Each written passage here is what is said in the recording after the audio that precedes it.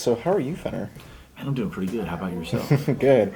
So today we're going to be talking about communication in the military. All right. What was your rank throughout the military?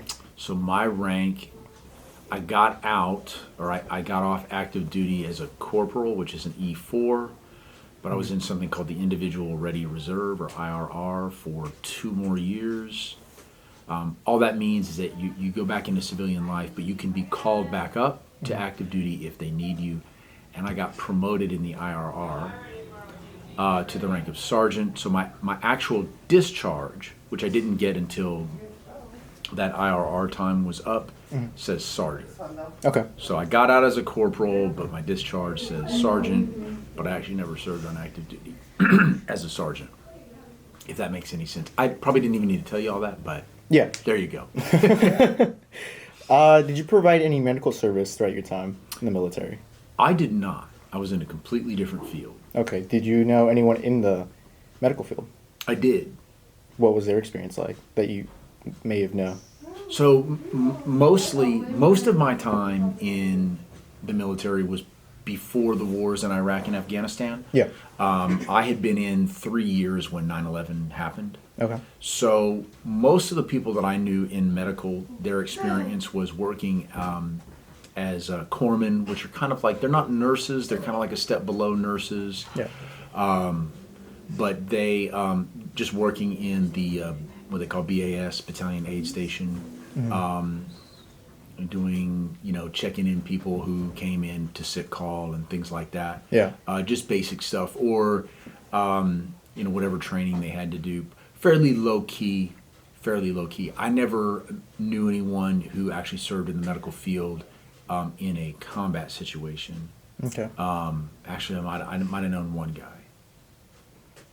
One.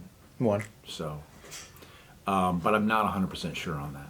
Just from your knowledge of this, how would you compare military EMS to just regular civilian EMS? So, from what I understand, I think, from what I understand, so like take a Navy corpsman, Army medic, basically trained. Yeah. Those guys are fully capable of doing what EMS does, from what I understand, or they can do most of the things that EMS can do. Yeah. However, at least when I was in, if a Navy corpsman, Army medic, no specialized training, just basic training, got out and wanted to be an EMT, they would have to go through all that schooling all Yeah. over again. It did not transfer. It didn't, you know what I'm saying? Yeah. So, but I think as far as, not to be gruesome, but if I lost my leg, right, I would rather have military medical personnel than civilian. Yeah.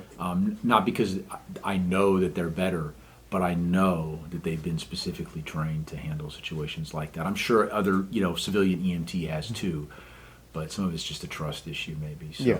I don't really know a whole lot about that, but I know that one of the discouraging things in some of the guys that I talked to was that there's, even though they had a lot of the same skills, they didn't transfer. Yeah. The civilian sector was like, no, you got to do this all over again. So. What does the command structure look like in the military? So I guess it depends really on the branch that you're that you're in. So you've got your enlisted ranks, Yeah. and you've got your officer ranks. So to use a school comparison, you might have teachers and IAs would be like enlisted, where administrators would be your officers. Okay. So a rough comparison. And then of course you've got enlisted ranks. There are 9 of them.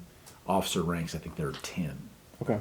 And then, but how my work environment was structured is most of the people in the platoon were E3 and below. You had a few more E4s and E5s. Those are kind of like your, lower level supervisors. Okay. Then you've got your mid-level supervisors. That's your E6, E7.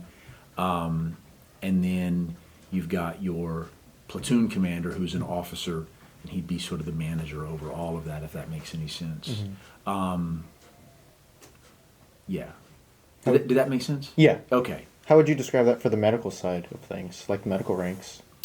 So I know in the Navy, you have again still 9 enlisted ranks, 10 officer ranks. Your doctors are going to be officers. They are all officers.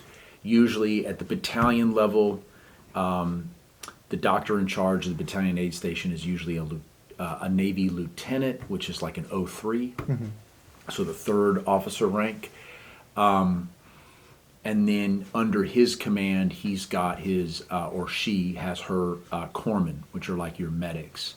And they range anywhere from usually E2 all the way through usually about E7. Okay. And some corpsmen, once they get to the E5, E6 rank, actually go on and they go on and they do like further training. They become what's called, I think it's called limited duty corpsmen. And they are able to actually see patients if the medical officer is busy. I went in one time, I had a chest infection. I actually saw a corpsman, E6, and he's the one that listened to my heart, he listened to my lungs. He had the authority to prescribe medication. In the civilian world, a limited duty corpsman would kind of be like a nurse practitioner or physician's assistant. Okay. They don't have that level of training, I don't know. I don't know. But that would kind of be like the comparison. The doctor in the civilian world would be like the medical officer, the officer who's a medical doctor. Yeah. Your nurse practitioners or physician's assistants would be like your E5, E6, E7 limited duty corpsman. And then your corpsman would be, I guess, kind of like, maybe kind of like nurses. They don't have nearly as much training. Yeah. But that'd be the rough comparison. Okay. Is there anything else that you'd like to cover? I mean, besides just what I've asked, anything else that you may want other people to know about the military, or maybe more specifically just the medical field of the military? Let's see. I think, what would I want people to know? If someone is interested in joining the military, that might be a wonderful decision. But I'm not a recruiter, so I'm not going to tell you that you should. Yeah. You really have to know what it is that you want to do. And you've got to talk to people who will tell you the truth, which might be a recruiter, but you have to remember a recruiter is a salesman. Yeah. His or her job is to encourage you to join, right?